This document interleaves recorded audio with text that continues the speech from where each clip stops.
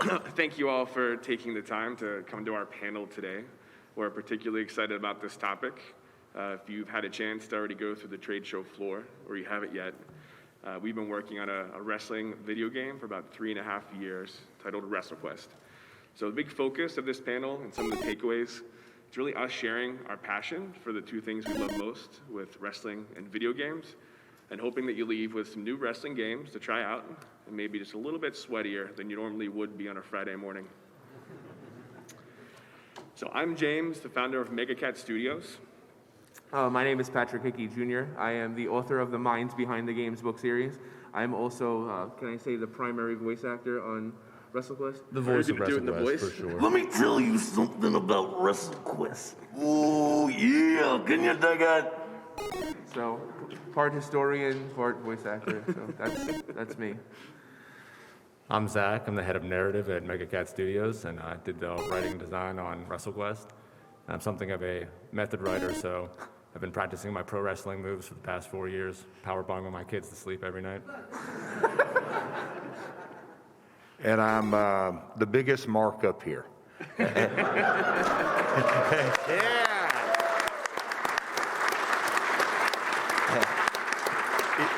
Y'all ready to have a little fun today? Can you hear us through the mask? Seriously, I'm just making sure. Okay. All right, James, and before he starts into this presentation, I just want everybody, this is so typical of pro wrestling that when you go to conventions nowadays, you see like a picture of Mouth of the South Jimmy Hart from 1984, and then he shows up. Folks, look at James's picture right here up on the screen. Wait. It's his college graduation shot. So I'm just calling him on that right out. Go ahead, James. All my other photos, I have a mask on. So we're not going to spend too much time here, but this is Wrestlequest. So the origin of the product for us was we've always wanted to make a wrestling game, and we wanted to make something that was unique, that captured the essence of what inspired us to eventually follow in these footsteps to be part of the games industry and to bring this game to life. So it's taken a lot of time, even prior to those 3.5 years, to conceptualize. So Wrestlequest is the world's first RPG that features pro wrestling. And with us, we're harkening back to this classic era of wrestling, the 80s and 90s, and also this classic era of RPGs with, there's a lot of Chrono Trigger, Final Fantasy VI, Super Mario RPG, Earthbound drew a lot of inspiration from those. And I personally love the turn-based battle system from those games, but what we really wanted to do was take that and then, improve some of the pain points, make the battles more engaging, more interactive by adding a pro wrestling flair on everything. So there's a lot of pro wrestling systems in WrestleQuest all over the place, not just combat, but everywhere. Oh, yeah! Yeah. And then just capturing all of these amazing wrestling games that have come before us, and kind of the most inspiring features and sub-features of each has been a huge part of this journey, and what inspired us to eventually take our many pages of notes and put them into a panel. So part of the WrestleQuest experience is that we have these real-world legends in the game. Obviously Macho Man, Jeff Jarrett are there, and within the game world, they appear as these statues, and they're more like monuments or shrines to these wrestlers where you can go to, and each wrestler has their own special side quest where you complete that side quest and you get some of the game's best loot, or maybe even some cool things like you can summon them into battle. So, in Final Fantasy, you might be able to summon a dragon, Bahamut, or whatever, but only WrestleQuest lets you summon Jake the Snake to rip a DDT on your enemies. Which is really important. Of course. So on the headline side, 1983, that was the beginning of the intersection of wrestling and video games. Yeah, absolutely. I mean, have you guys ever played tag team wrestling before in the arcade on the NES? It laid the foundation for the gameplay structure, the gameplay formula that many of the games that followed for the next 4 or 5 years would be based on. So hasn't aged particularly well, but without it, you wouldn't have many of the wrestling games that we play today. So it's an important, papa to the games that we love today. And so much of that is the technical limitations in that era. Yes. Things like the scanline limitations and size of sprites, but 300 plus total wrestling video games So even the most hardcore wrestling fans are usually able to tick off 20 or 30, but there's over 300 wrestling video games that have been created. So if you ever want to find a new way to spend your work week vacation on, I think this is one to consider. Absolutely. I mean, every wrestler that you could ever think of that's been on TV at some point, they've found their way into some type of wrestling game. And then think about all of your favorite games that you play now online that are modded. People are just putting them in, you know? So it's like back in the day, you had to be placed in the game by a developer. Now it's just like somebody likes you, they're going to put you in a modded version of Revenge or No Mercy or something like that. It's a great time. It's a great time for games. And we actually had a great photo of this, and it was Pat doing a Scrooge McDuck thing in a pile of cartridges, but we ended up losing it the way in. Yeah. So 20 plus gaming consoles, so you can play wrestling games through the entire era from Gen 1 to today across a number of different, I would say, interesting slices and genre bends. Yeah, I mean, some of the worst received game consoles of all time have wrestling games on it. You know, I mean, I wish there was a wrestling game for Virtual Boy because I'd play it even though I'd probably go blind. You know, but I mean, there were even Tiger Electronics WWE games. You know, so just like wherever video games have gone, wrestling has gone. It's just they're synonymous with one another. So 12 licensed promotions. Definitely something not to sniff at. So it's not just WWE, WCW, ECW, TNA. There's a number of promotions that have all had their own world in gaming. Absolutely, and then you've got some wrestling games like WCW vs. the World, for instance, that has New Japan and All Japan, War, Michinoku Pro. They've even got MMA promotions in some of these games. So you're talking one game has 5 or 6 different promotions in it. And these are games that came out in 96, 97, 98. You know, some of you guys probably weren't even born yet. And they were totally ahead of the team. The people shaking their head know that they weren't born yet. I love you guys. You guys are great. We're old. But, you know, this talks about how people wanted something like, yeah, WWF game, great market and stuff, but if they could throw in as much content as possible and make it something really special and stand out. Wrestling games were the first to really just fill the cartridge with as much content as possible. So over 2 billion copies of wrestling games combined have sold. I like to think everybody in this room had a big impact on that, but it's a pretty deep sea of suplexes at this point.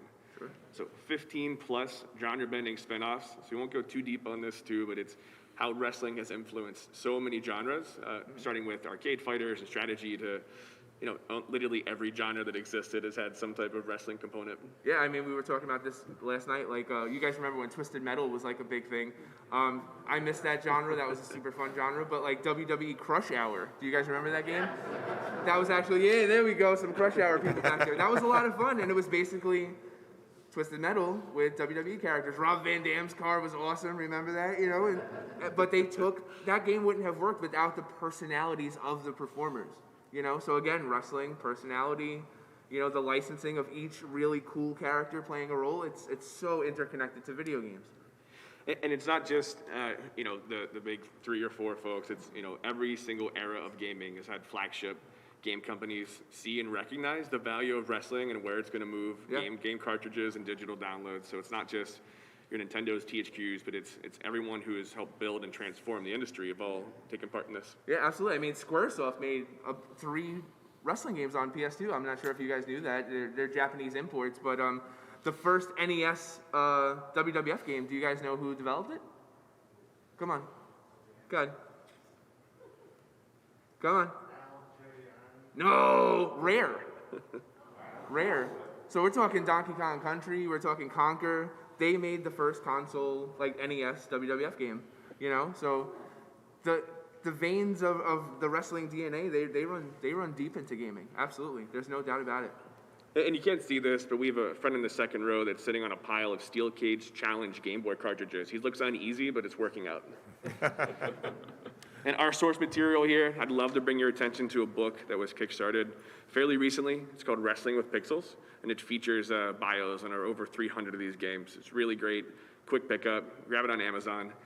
Then I wanted to add some other source material here, and I very vividly remember leafing through my Sega and GamePro and everything else magazines and seeing these 2 loves of my life jump off the page and fill my Christmas wish list. Yeah, absolutely. I mean, I miss those days like in comic books where you would open up a comic book and you would see an ad for a video game and things like that. Those just sold the game. Like you're reading stories of larger than life characters to only see ads of wrestling personalities who are indeed themselves larger than life characters as well, you know? So, yeah, pop culture, wrestling, totally intertwined with one another.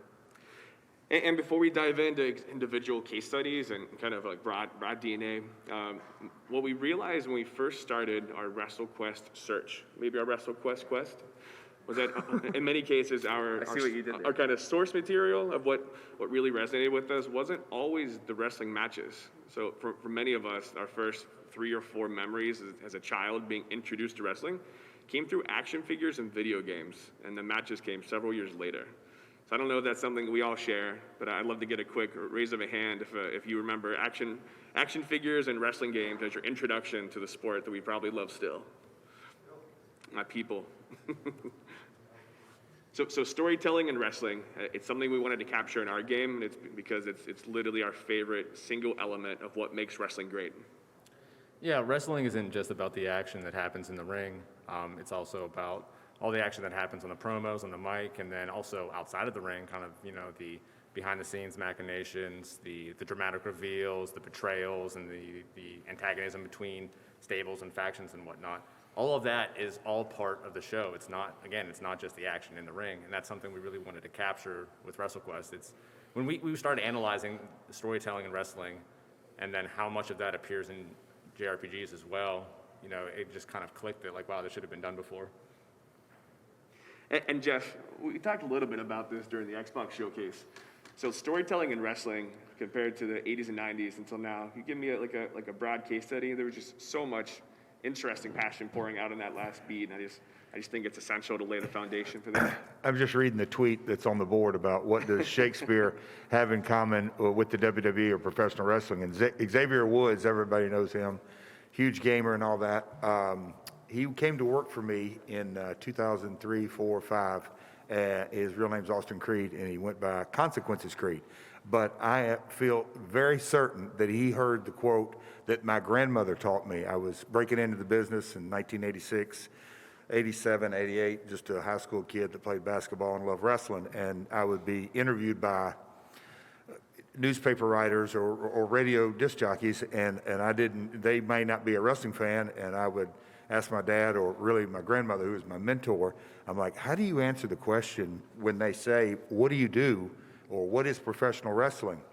And it's like, I don't want to say we're up there in our bathing suits, grappling around, throwing each other around, play fighting. So I would, you know, she's the one who taught me the quote that professional wrestling is Shakespeare to the masses. And that is something that is so true that no matter how good the action is in the ring, if it doesn't resonate emotionally and connect emotionally through storytelling, protagonists, antagonists, larger-than-life characters, but at the end of the day, it's good versus evil with a bunch of shades of gray in between, and all through the time, whether it's the 50s, 60s, 70s, 80s, 90s, into 2022, it really comes down to what is the story. If the story resonates, it's successful. If it doesn't resonate and connect emotionally with the audience, you're not going to have a successful professional wrestling game or television show or pay-per-view or big-time premium event. The essence of what wrestling is true. It's truly, I'll say this with all due respect for all the bumps and bruises we go through, it is very essence, it's truly a story. You know, Zach, I know you have a bit of a college wrestling background. So if that's wrestling entertainment, how would you describe college wrestling? Boring. No. Boring. It's just a pile of meat and hair rolling around, basically. Yeah. And that can be its own game. It'll just be a shorter gameplay session. Oh, man. So we're going to spend some time here and kind of camp out on this slide, because this is the foundation of everything we're going to go through with the individual case studies.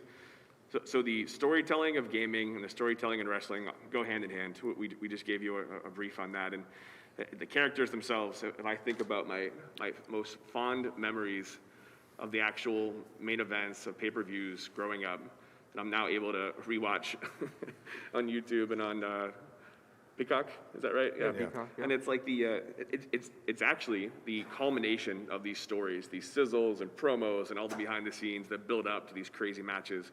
And that's the same type of amplification and ramp up that we fall in love with in games. Absolutely. I mean, think about every RPG that you've ever played. If there's an unconvincing main character or a main character that you don't particularly care for, do you continue to play the game? You know, it's a hard sell. You know, but when you have a character that you can root for, that you have a character that you are attracted to mentally, physically, whatever, you continue to play the game. I mean, I can replay Final Fantasy VII a million times, and I know Aerith is going to die, but I still play it because it's just like that moment. It just makes you feel. The first time it happened, I was 14, and I remember it happening, and I'm like, no, and I saw him coming down. And I'm just like, oh my God. And it's just like, it's one of those things you can't take away, you know? And it's just like, to make a wrestling reference, you guys remember when you would knock somebody out in like Revenge or No Mercy and they do that little, like that? Like, that is Can you like, do that that's again? storytelling. You hit the guy with like a Stan Hansen. Pat, can you do that again? That's exactly what happened, man. Like, Vader would like punch a guy in the face. All right, one more time. Like that, you know? And it just made you feel amazing. It was like, I did that, you know? So you need that in video games. You need to be connected to the strengths and weaknesses of the characters. Like, every great video game is really like a coming-of-age tale, you know? That's the same way in professional wrestling. We've watched Jeff from that high school kid playing basketball to the Bullet Club member, to the NWO member, to the leader at one time of the Four Horsemen. There we go. There we go. So, you know, it's a coming-of-age story. We believe in these characters, and we grow and adapt with them. So video games and wrestling, they do the same thing that way. And we don't have to make too much of a case about gaming being interactive art. I mean, in this era, we have art house games themselves. We have games that are both beautiful to work out and striking to experience. But wrestling itself is also an art form. Yeah, it's not just about going out there, and Jeff, I'm sure you can speak to this, going out there and kind of doing what's planned. It's about going out there and kind of reacting to what the audience and feeding off what they're giving you and kind of responding to all that to give them what they want. Yeah, and I think at the end of the day, that is what keeps, candidly, some guys around longer than they should be. But it's that emotional connection that you have with the fan base, that you can take them on a journey, and they're part of the journey, and the emotional feedback that you get. And, you know, whether if it's a sporting event, you know, if you're in town and the Celtics are playing, they're the home team. Well, the home team in professional wrestling is the protagonist, and he gets to travel around and he feeds off that, whether it's John Cena or Stone Cold or Macho Man, you down there? Oh, yeah. It truly is that emotional connection, but with the fans rocking and rolling and getting engaged, that's what, to me, separates our form of entertainment from any other form of sport. You know, if you do a television show or a Hollywood blockbuster, you don't have that immediate, instant feedback where the fan feeds off of, and I don't get too far down, but what they've done, what we've done in this game to have that engagement and have the fan feedback, and it's candidly authentic to our industry and our trade and our craft. It really captures that emotion that a true wrestling match does. Action and adrenaline's a pretty easy one, but I can think about our front row seats at the last AEW event, and it was like we had drank a pot of coffee after the way Zach was acting outside. But it's you know both gaming and wrestling both just fill you with this like absolute thriving moment. It's right? amazing, yeah. Like seeing a live wrestling show, it's like a rock concert and, you know, an MMA match all together at the same time. It's like all those emotions plus, you know, like a play, like a Shakespearean play, all at the same time, and you can feel it. You know, it's like lightning in your veins. Like, you guys are gonna laugh that there was a huge thing in gaming to create the pause button, because a lot of game developers were like, we're trying to create an experience, and if you press a button and the player is allowed to stop and go to the bathroom or think, that's gonna ruin the entire experience. It's not necessarily true now, we know that, but it's like, come on, you're in a 75-note string in Guitar Hero, and you can press pause, it kind of changes the feeling, you know? So there's definitely some of that going on in video games as well. I love the idea of us removing pause buttons from all games. Right? And the exit. Yeah, You know? and the exit, yeah. It's a one-way path. I just leave a ton of food right there. You live here now. You know? And they both evolved forever in the 80s. So Sure. for most of us, Yeah. that was the era of gaming that inspired us most, right? We grew up with the Nintendo and the Sega Genesis. And I think wrestling absolutely evolved in the 80s, like going from territories and these compartmentalized regional factions to what Vince McMahon pioneered. I mean, it changed everything forever. Yeah. Then that's, to me, when we were talking about 1983 was the first game that came out, well, that's actually the year of the first WrestleMania. And so, my father was a part of, we called it the territory system. It's pre-cable television where 22 regional promoters across North America had handshake agreements, and that's how they ran their industry on a television show on a local TV station. But when cable television came along and pay-per-view came along, also did gaming and licensing and everything that went with it. And that's sort of the very jumping off point, if you will, of the gaming industry. So wrestling has always mirrored pop culture, sometimes a little in front of it, sometimes a little back. This year at WrestleMania, Bad Bunny, or that was last year, but Rob Gronkowski and you name it, Pat McAfee and all kinds of pop culture stars. But that's how our industry is. It's always mirrored pop culture, and the gaming industry really took off. And I used to love to get those checks from the video games, but because it just was a huge component of our industry dating back to the 80s. So, Pat, we talked a little bit about gaming spectacle. Yeah. You want to touch on the 80s, or you want to go straight there? I really want to dig into the 80s on the next slides. Okay. Yeah, absolutely. So, spectacle in gaming, just think about it. Just like you do something in a game, and you want to be rewarded for it, right? So it's just like you went around in Street Fighter 2, and you don't get hit. What do you expect after that? What do you want to hear? It makes it worth it. That's a part of the spectacle. Can we hear that again? Perfect. I love it. But that's a part of ambiance and spectacle in video games. It's the same way like when the good guy comes out in wrestling and you want to hear the crowd cheer. You want to hear that massive pop and stuff. So again, these two very seemingly different forms of pop culture are so similar to one another. And it's the ebb and flow of like the reward of that spectacle, right? So after barely surviving and getting through and getting that transformative moment with massive feedback, it's like it all pays off. Yeah, and pro wrestling with a spectacle, again, that's something that separates it from college wrestling. It's these high-flying moves, acrobatic moves, these powerful moves. Like a power bomb isn't practical, but it looks amazing, and you hear and feel that impact. And it's cool to see these guys that are like larger than life people, these real life action figures do these painful things to one another. Is anything practical in professional wrestling? Anything? I want to. Certainly not the outfits. Yeah. I'm pretty sure that's next year's panel. It's like, and wrestling and gaming have the wildest super fans. So I remember the first, maybe second year, we were MegaCat. We were at Pax West. It was now like 6 years ago. And we were at Pax West, and we had our first 3 or 4 folks lined up. It was the first time we had folks waiting for us prior to setting up at an event ever. We're like, well, this is crazy. This is like the most interesting thing that's ever happened to us. Yeah. And it's like, as each trade show has continued, that's become a huge payoff for us. I think most of us probably enjoy those moments, sharing these games that we've sweat our tails off on for years, fulfilled by people experiencing them and celebrating them and then becoming super fans. Yeah, you pour all this work and effort and really your heart and soul into these games, and then to share them with people and see them, their eyes get wide at the moments you've created. It's really, it's a wonderful feeling. Jeff, have you ever experienced any wrestling super fans? Oh. I thought you were about to ask me, where's the strangest place you've ever signed an autograph? We won't go there, but no. A quick story about conventions. Has anybody in here been to a WrestleMania Access?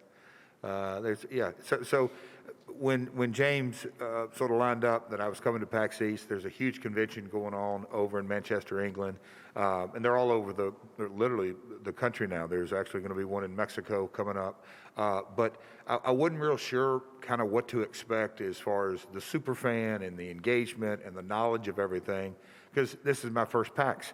And so I got here early yesterday. I came in Wednesday night, and yesterday morning before the doors opened, I walked around and saw all the big queues, the lines of everybody, and saw some of the cosplay and the dressed up. And we got Mick Foley on the front row down here, and we got.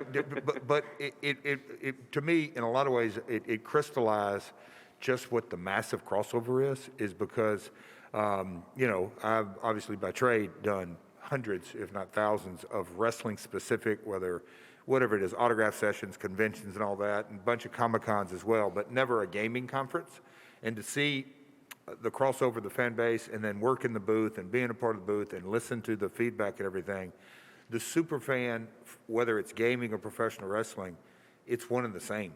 I have definitely, my eyes have completely cleared. It truly is. And I'm not going to say that every wrestling gamer loves, I'm not saying it's exactly the same, but the crossover is amazing to me, and the passion that just drills down to it.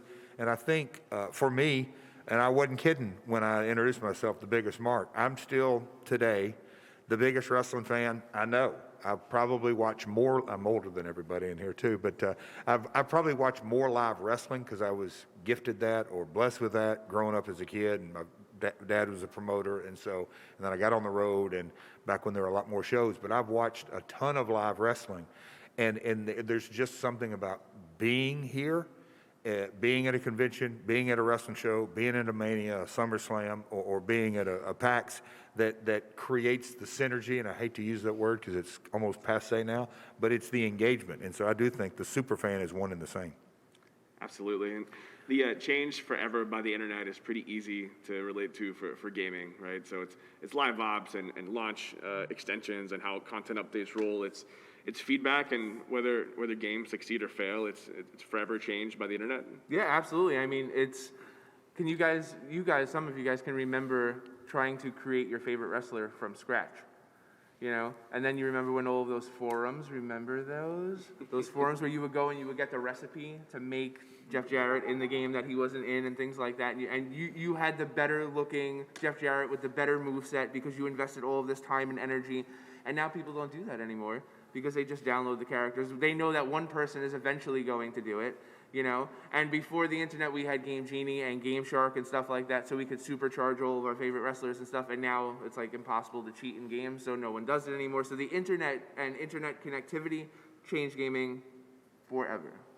And the internet has changed wrestling forever. It's not just how we consume wrestling, it's where we find wrestling, it's how we connect to the personalities, it's everything from the pulse to the top for wrestling. Yeah, and that's something that I tell guys when I teach seminars, you have no idea how lucky you really are. You don't have to go to a live show. You can sit at home and watch YouTube or Peacock or New Japan World or whatever it may be. And we've sort of hit on this, but just the evolution of gaming, but also the evolution of television, that we went from local TV stations to cable, and from the cable outlets, the way you monetize things were pay-per-view, and then now it's gone to the streaming world. But I'll say this, the internet /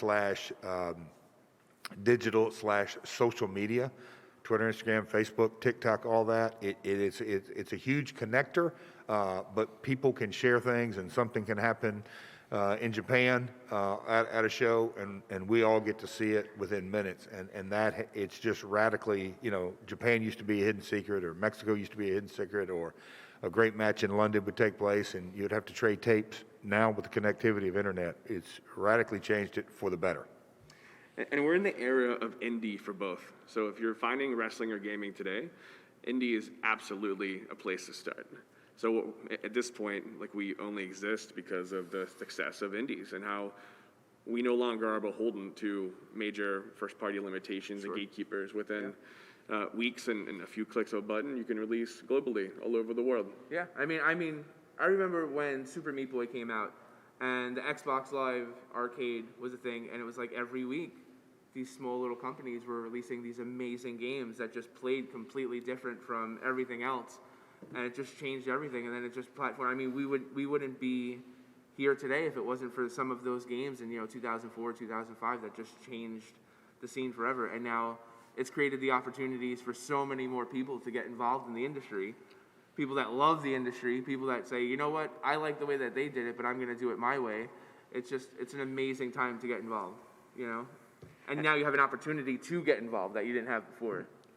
And this is the era of indie wrestling. If you don't follow indie wrestling, you absolutely have to attend one indie wrestling event to experience it. It's unlike any other wrestling event you've attended. I agree. You want me to speak on that? Oh, please do. I think this is some of the most interesting. And what fascinated me and my partnership with MegaCat is the parallel that I'm not, the gaming expert, believe it or not, but some people do call me the wrestling expert. But the independent scene has exploded. I used to call it kind of the Rock Stone Cold after effect. A lot of kids watched during the cable, golden age of cable television in the 90s. Everybody watched wrestling, and then everybody wanted, a lot of guys and girls wanted to become wrestlers. And then 10, 12 years later, they got in and got trained. Well, there wasn't really any platform till YouTube came along.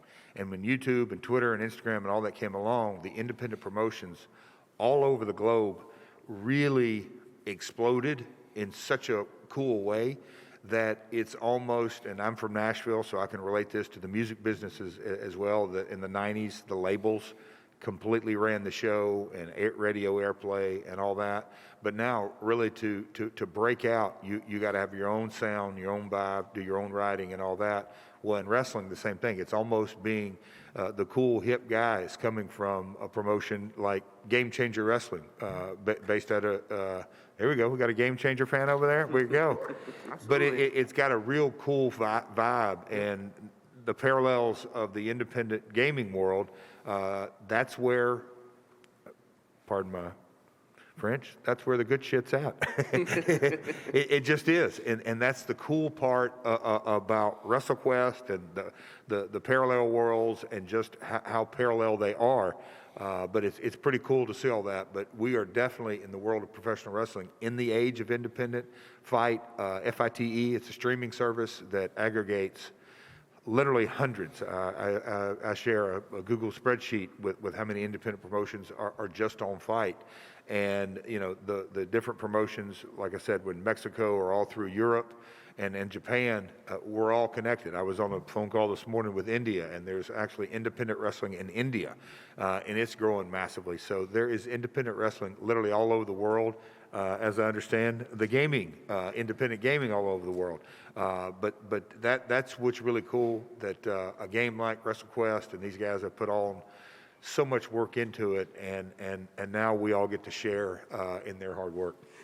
And one of the things that was, I'd say, most fulfilling for the team as wrestling fans is as we were getting deeper into Wrestlequest, and we started looking more at unique regional wrestling and seeing how these different cultural wrestling expansions actually impacted all the wrestling we know and love. So it's not just AAA luchadors, so I very much love them, and there's many luchadors in our game. But it's things like the wrestling from India and wrestling from the UK and Europe and wrestling literally everywhere.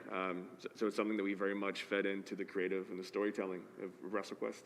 Yeah, there's so Wrestlequest, again, being a JRPG, there's this huge world map, and many of the towns each represent one of these styles we're talking about. So there's a Lucha Libre town, there's a Japanese strong style town, there's a hardcore wrestling town. So we really wanted to show the gamut of all BEW.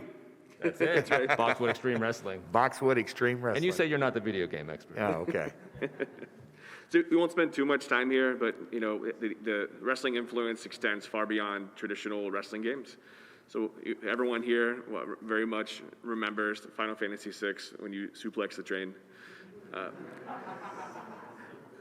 If it was up to me, I would have done that as an opener. Oh, hell yeah.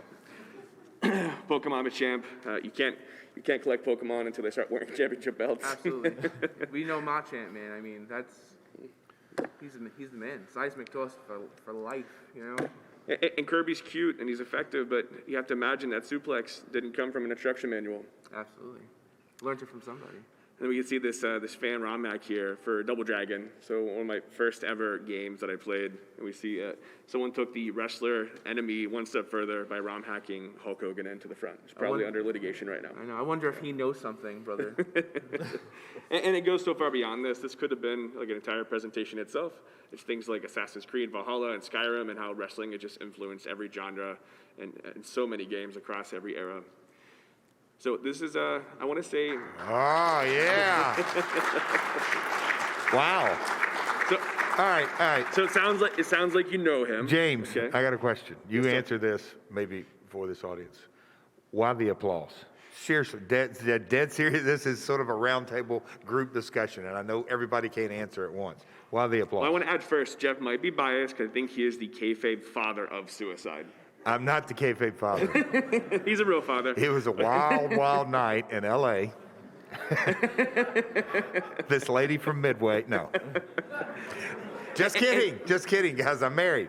So I'm sure this is not new information for many of you based on the applause, but Suicide was the first ever wrestler created through a video game. And I think Jeff was in the writer's room as he birthed him into the world. So seriously, why was the applause? They know it's that? Yeah, absolutely. We have any Suicide fans in the audience? That's crazy. Wow. So working with the Midway team, and it was a challenging time, both personally and professionally for me back during that time. But as the deeper and deeper we got into that game and the collaborative effort and the Midway team and the ongoing discussions and Samoa Joe, AJ Styles, Chris Daniels, Frankie Kazarian, we had a bunch of gamers on the roster that we wanted them to be engaged in the process. But it was a collaborative effort. But when I kept hearing about this character that they were creating in the game, that it was, only in-game play, I posed the question, is there a possibility, well, first I really asked, who owns that IP? I'm sure that was the first question, but I probably didn't let that out. But I did. I said, like, what's the parameters? Who owns that? Could we make that be a character on Impact? And their eyes lit up, and I knew I had resonated kind of with the room. And I won't go into all the details, but one story after another after a story, and how that became, to life. And I'm not going to point out any fingers, but when it was presented to my creative team and actually to some of the talent, they were a little hesitant. Yes, the name is a little bit rough, and there was a real sensitivity with Spike and just some other conversations and how are we going to license that. And later, as you guys know, we kind of softened all that. But the initial discussions, I just thought it was unbelievably fascinating to have this video game, and how do we, market our game differently, make it different, make it stand out, but also in my business brain is, if we can get one character over, then there's damn sure going to be a sequel, and we can have another game and another game and another game. And so there was, my business brain and my creative brain were really engaged in it. And when it came to life, Universal Studios. Anybody been to Universal Studios and watched TNA taping? I don't know if you did. It kind of had, on some nights, a magical aspect. But the first time, and the Suicide came down on a zip line, and we had rehearsed it a couple of times during the day, and I just knew it was going to get the right reaction. And it was like an overwhelming, everybody in production and the talent and the security guards, everybody was, because it just came to life. So it is definitely my love child, as they titled the slide. But I've got an emotional connection to that just because of the process of it coming to a actual professional wrestler. So it's a very cool, and I'm going to make a text when I step off stage to somebody about that you guys gave it the love. So it's a really, really cool story. Pat, I know you're a huge Suicide fan. If you want to add a little beat to that. Yeah, we'll definitely talk more about the Impact game as we move on, because it's just, from a gaming historian's point of view, it's one of these underlooked games that just had so much more potential. But Suicide is an interesting case because he's such a cool character in the game. But the impact of Suicide on the Impact brand, is unquestioned. Just look at some of the names: Frankie Kazarian, Austin Aries, Christopher Daniels, T.J. Perkins, Caleb Conley, Caleb with a K now, right? And current Ring of Honor champion John Gresham. They've all worn the mask at some point. And this is like John Gresham and Frankie Kazarian, that's like 15 years apart. So the character has endured. There are some amazing wrestlers that only have a lifespan of like 3 or 4 years, and somehow this character that began as a video game character has endured throughout like the history of this promotion. that says something. You know, the shelf life of this character is really cool, and to have the gold around its waist a couple of times, X Division gold. I'm sure you guys remember when Austin Aries he won the title as he won the title, and then he took the mask off and he cashed in with option C. So it's just like, it played a part in several integral storylines. That doesn't happen in other places. This was a huge chance they took. This was innovative, this was different, this was sexy, you know? So it's just like, I'm totally down for something like this, like when people think outside the box. And, you know, a lot of people don't know, but the team that worked on the Impact game, I mean, Mark Turmel, he's the creator of NBA Jam. You know, like they had a killer team in place. They tried to do really cool things, and it transcended from video games into real life. And that goes back to what we've been talking about the entire time, that like video games and wrestling are so one and the same. So Suicide is a perfect example of all of that. So we're going to start going through some of the rapid-fire categories. I know there's going to be some disputes on the favorite of each platform, so I want to place all that heat on Pat. Oh my God. You know, so Pat basically gave each one their own individual title, and we spent a number of weeks discussing this with team members, friends, colleagues. Dozens of Facebook groups and Reddit posts have all culminated into this panel. So I want to start with Wrestlefest. So Wrestlefest for me is actually my number one arcade game. Yeah. Sure. And if I think about Wrestlefest, I can still smell the pizza in the pizza shop and I remember those quarters just sinking down. But it's that was my first wrestling video game. Yeah, Wrestlefest does so many things right, and there's a reason why people still play it to this day. Characters play as authentic to themselves as possible. Trying to like throw around bigger characters just didn't work. It's like they paid attention to small, minute details. They brought out the characteristics of your favorite wrestlers. Why do you guys play wrestling games? Because you want to be these people in one way or another, or even for a short time. You know, you're doing the laundry and you got to load in 15 minutes. Let me throw some suplexes around, blah, blah, blah, blah, you know? And it's just like, even though WrestleFest was the perfect example, you're in the laundromat. You know, you throw in your quarters in the laundromat, you got 2 quarters left, you run across the street to the arcade and you play a couple of rounds. It's just pick up and play, like even for an arcade game, just to be able to jump in the way that you could and with friends, so good. Still so good. And those big sprites that only the arcades made possible at that time were absolutely the draw. See, and the thing is, a lot of people don't understand this, but like every time you would design an arcade game, it was like designing a brand new game, a brand new console. And sure, like, you know, sometimes they use similar engines and stuff like that, but it's like, imagine creating like a new console every time you make a new game. That's how it was in the 80s. And it wasn't until like companies like Midway and Atari started to really streamline the process and say, we could use the same engine for this and that everything was done from scratch. So the amount of tender love and care in some of these early arcade games is insane. And then, you know, just to touch on some of these other ones, like we talked about tag team wrestling, how influential it was. Konami's Main Event is probably one of the best wrestling games that no one has played. Do we have any Konami Main Event folks in the audience? I see you, my dude. You guys could probably go online and watch video of it now, but it's just like, it's one of those games that like, there should have been a sequel. I mean, we could have done a panel on wrestling games that should have gotten a sequel. That's definitely one of them. Taito has made some classic arcade shooters over the years. They tried their hand at wrestling. This game also got ported. It got ported for a reason. It was a really good wrestling game. So the arcades, we were pretty blessed with some fun wrestling games. And they really pushed the entire wrestling gaming space forward. Yeah, absolutely. So early PC, and some of these are a little more challenging to enjoy. Yes. But there's one that I have to bring up. Yes. So has anyone here ever played Sergeant Slaughter's Mat Wars? Maggots! So it's a bit of I want to say a hidden gem, a little dusty though. Sure. So Sergeant Slaughter's Mat Wars is actually one of the first wrestling tycoon games. So very, very good read on the PC audience at that time, and originally released for the Commodore 64. Had some pretty interesting sprite work, and was actually pretty key to a pretty major dispute with Sergeant Slaughter and WWE. Yeah, absolutely. And Pat, I think you're a big advocate of micro league wrestling, but I think I arm wrestled you for this slide. Yeah. The thing about micro league pro wrestling is it's not really a wrestling game. It's there's pictures and there's text. It's like, wow, they made this. This is a wrestling game. Like, and the thing that's crazy to me is like pro wrestling was made a couple of years before this, and pro wrestling has all the elements of a great wrestling game, you know. And on the PC though, somebody in Scranton was like, in Stanford, I'm sorry, was, I was thinking Dunder Mifflin. I've been watching The Office way too much lately. Someone over there was like, oh, let's make a wrestling game, but not actually have any wrestling in it, you know? It's an interesting game. I totally suggest playing it. It's interesting, but it's not really a wrestling game. I actually had this gifted to me for my first communion. It was such a letdown. Yeah. Because, I mean, who wants to read when you play video? I'm only kidding. Yeah. But, you know, it wasn't fun. It wasn't fun back in the day.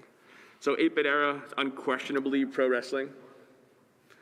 Yeah, there's no doubt. And the thing is, the impact that pro wrestling had on pro wrestling video games cannot be understated, because how many of you guys have played Fire Pro Wrestling?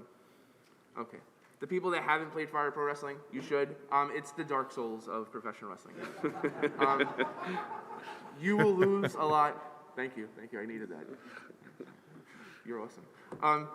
But you're not going to be good right away, right? I mean, how many times have you lost in Fire Pro Wrestling? But the thing is, when you start to get good and you start to nail the timing and you start, like, hitting the moves when you're supposed to, the deep, rich, creative player, I'm a total sucker for New Japan Pro Wrestling and being able to play as Muda and stuff like that. I used to spit, like, mist in my brother's eyes all the time like that, you know? Like, it was great. But then they had American, you know, all the American promotions too. So without pro wrestling, because, again, the developer, Masato Masuda, he left Nintendo after creating pro wrestling, and he joins a company that later becomes Human and is on the original Fire Pro Wrestling team. So he took what he learned, and this happened in video game history all the time. And this is like one of the big problems that I have with video games is you guys will play the games, but you don't know the people that made them. So you'll be like, I love this game and I love this game, and I'm the person that will go, yeah, same people. It's the same DNA, you know. So it's like if you guys pay attention to things like that, you'll have such a greater appreciation for the games that you play. And pro wrestling just laid the groundwork for so many other great wrestling games. So rocking into handheld, and we decided to consolidate these. Yeah. I had to call out Big Bang, which is also just, was it re-released for Switch? It was just re-released for Switch. It's a, I'm pretty sure it's a Neo Geo Pocket wrestling game. Neo Geo Pocket, anyone play it? Anyone have it? 2 buttons. So we're talking like D-pad and, you know, 2 buttons. It's a streamlined, super fun arcade wrestling game. It's like grapples and strikes. It's super fun, super down to earth. All of the characters are parodies of existing like megastars that we love. The story mode is really fun with anime undertones and things like that. It's just something you can totally jump into on a bus or train ride. It's aged extremely well. I was a big Neo Geo Pocket player. I don't know if we have any Neo Geo fans around here. But I think this game's absolutely worth checking out. Maybe a Intercontinental or something. Sure, yeah. So 8-bit imports, we gave them their own slide too. We won't spend too much time telling you how much we love Fire Pro as a series, but this specific Fire Pro, which is so important to the future of games. Yeah. On the 16-bit era, and this is where I spent most of my childhood hours, was WrestleMania the arcade game. Absolutely. I mean, yeah, hell yeah. Give it up, come on, baby. So I was lucky enough in my first book, The Minds Behind the Games, to interview Mark Turmel about this entire process. And Midway didn't know. Midway had so much success with fighting games that they were like, these larger-than-life wrestling characters, why don't we just make a fighting game out of it? You know, and they had so much fun putting this game together. It's not really a wrestling game. It's a fighting game. But they had so much fun, but then they had hurdles along the way. Like, I'm not sure if you guys know, but Mr. Perfect was supposed to be in the game. And Mr. Perfect, Kurt Hennig, was a classic ribber. And he did not show up from the airport 3 separate times on them. He no-showed them 3 times and wasn't in the game. He thought it was like the funniest thing ever. Then also, several of the wrestlers did not want to perform their mocap because they, again, you're talking 1993, 1994, kayfabe is still a part of the deal. So it wasn't until Sal DeVita, who's like a legendary, you know, game developer that we now know from Mortal Kombat and stuff, he gets in behind the green screen and he starts taking bumps. And some of the wrestlers were like, all right, this guy's going to take bumps. Like, they really care about this game.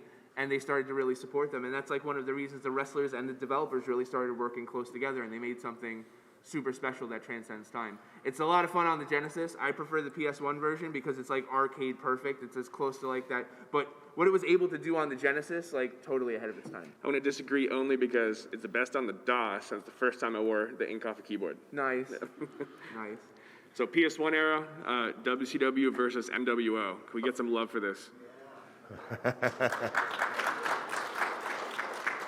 So how many of you guys have not played WCW versus NWO? Okay, the door's right there. All right, so let me ask another question. How many of you guys love the Nintendo 64 wrestling game? Okay. So I'm gonna tell you a story. So there was a producer at THQ by the name of Sanders Keel, and he was looking at like some really cool Japanese games to bring to the United States, and he comes across this wrestling game that was being made by a company called The Man Breeze, which is like the worst name for a company. Not so bad. And it would later be changed to Asmic Ace, and then it would later be changed to Aki. So we all know Aki. So what happens is Sanders contacts like his coworkers, his senior workers at THQ, and he's like, listen, if we took this wrestling game and we put a WCW coat of paint on it, because Sting was huge at this point. They're like, we put Sting on the cover of this game, and we put WCW characters in it, we can have a hit. It controls different from other wrestling games. It is something really special. And it's funny because Jeff Jarrett is in that game too, and he's awesome in that game. I'm good in the Midway game too, pal. Yeah. So what happens is that game comes out and it sells well. It sells over 1 million copies. But what happens is Aki goes, you know, we are never developing on the PlayStation ever again. We do not want to work on the PlayStation. So THQ and Sanders Keel are like, you know what? Let's move to the Nintendo 64.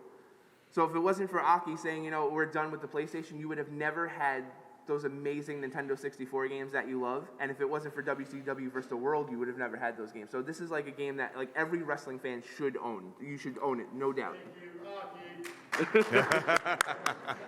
There we go. WrestleMania 2000, easily beloved. I don't think this one's a surprise. Great 4-player, which is usually what N64 did for many of us growing up. Yeah. 5th generation imports. I think Pat still has several on his person right now. So it's a must play if The you're English modded version. It's a must play if you're a fan of the N64 and wrestling. Absolutely. For Xbox, we went with Raw, and this is majorly contested in a few different Facebook groups that I've been banned from. Yeah, there's a ton of glitches in Raw too. I hate to say it, but like these games look great when they came out. They were Xbox exclusives. You better watch what you're saying right now. I know. That's it. I know. But they were cool. And this was the time when you had different wrestling games on the GameCube, Xbox, and PlayStation at the same time. Super fun time for pro wrestling games. So PS2, we're going to go with Here Comes the Pain.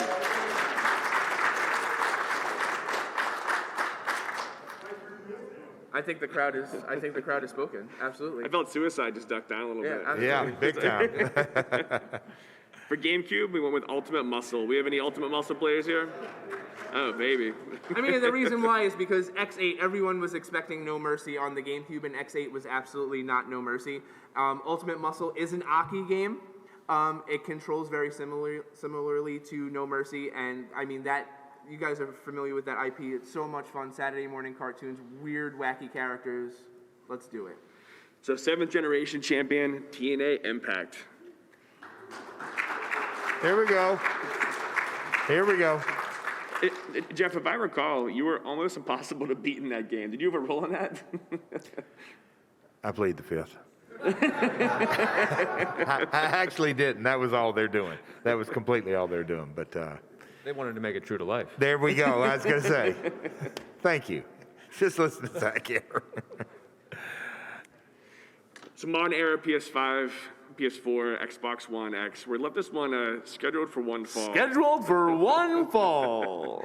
So we have a lot happening right now. We're really excited for the new AEW game. I can't wait to see what it brings back for the juice. And I think that even 2K22 was pretty good. You know, it was good to see some improvements and a little more fan service than we'd expected the last several installments. Yeah, competition is We everything. won't spend too much time here because we have a few minutes for questions. We have some other notables. This will be on our website if anyone wants to argue with me. Super reliable via email. And then Indies. One of our good friends, Mike Herman, out of Philadelphia, Retromania. If you guys haven't played it, it's worth picking up. It's a great game. 10 years of development, by the way. It's something he doesn't often talk about. So massive passion project, tons of effort. And now I'd love to fit in some questions. We have a few minutes left. There's a mic right there, brother. Yeah, right in the middle. The red. Yes, sir. Go right up there. Give us your best Mean Gene. Where are you from? I'm from Skokie, Illinois, but I currently live in Somerville, Massachusetts. Right on. What's your name? My name's Jay. Jay. My question, specifically for Wrestlequest, you guys have all these likenesses of these big names from the 80s and even maybe even some current ones. A lot of the stuff that we've been hearing with regards to wrestlers nowadays is just a lot of legal things with likenesses. So I was wondering, how complicated was the process of getting all their likenesses, considering they've like established them in various brands and territories over the years? Yeah, you know, 3 lawyers and 2 publishers later, we figured it out. Nice. I'm happy to dive deeper at the booth. Come down, we'll have plenty to talk about. Boy, you ain't kidding. It's the first question I asked when we looked up. No. Incredible, though. Whoa, damn, all right. Hey, man, I'm CB from Brooklyn, New York. Now Yeah, Brooklyn, baby. Who else is from Brooklyn? you know how I feel. Hey. Also, Watertown, Massachusetts now, so that's, you know, for everyone that lives there, awesome. If you don't, still awesome. How do I buy this game, Wrestlequest? It's coming out later this year. All right, how fast can I give you my money? Like, how do you You know, if you come down to the booth, we'll give you the closest thing to owning it. I also have a wrestler there that's willing to go collar and elbow if you really want to get tied up. Let's do it. All right. And last thing, you guys are just barrels of knowledge of wrestling. So have you ever heard of a game called Saturday Night Slam Masters? Yes, absolutely. Oh, baby. Okay. I'm curious to know what you think about that game. So I think Saturday Night It Slam. doesn't matter what you think about that game.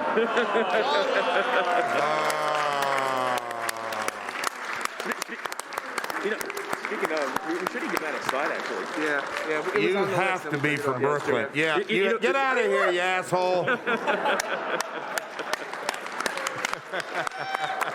You know what's funny about Slam Masters? He's not gonna get We the had a last whole laugh. slide dedicated to this because it's almost a category. Like brawlers and beat 'em ups with wrestling are really closely married. Guys, we had about 95 games on this list. No exaggeration. Well, while we were putting this panel together, you know, so it's crazy. Yeah, we love that. That's a great game. Hey, what's good, guys? My name is Alberto from New Jersey.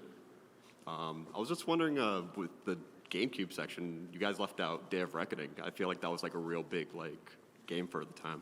Oh, sure. I mean, that's probably the best. That's probably the best WWE game on the GameCube. You know, it's just we didn't want to make it too WWE oriented. Too. There are other promotions or other, you know.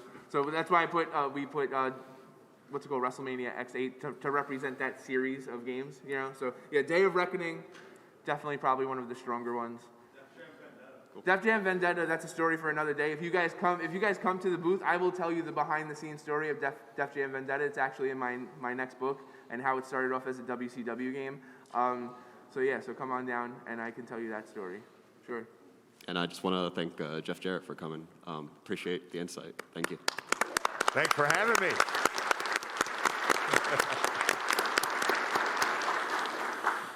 Hey guys, great stuff. That was wonderful. I don't know how to word it into a question, but like you're talking about all the games that have been coming out all these years, and they all tell different kinds of wrestling stories, but they all had a basic flow to them, which is to just be kind of a way to translate wrestling into a type of fighting game. And so the thing I've always wanted, as I've gotten older, the wrestling wasn't just like, that's my favorite guy, I want him to win. It was, I wanted to tell the story of who it was. And sometimes that story is losses. Sometimes that story is, to Jeff's point about Shakespeare, is tragedy.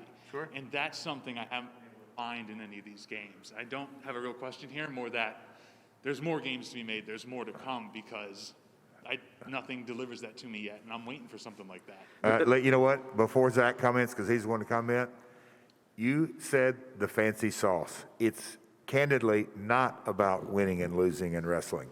It's about the journey, not the destination, pal. So I'm going to let him talk to it, because Wrestlequest freaking nails it.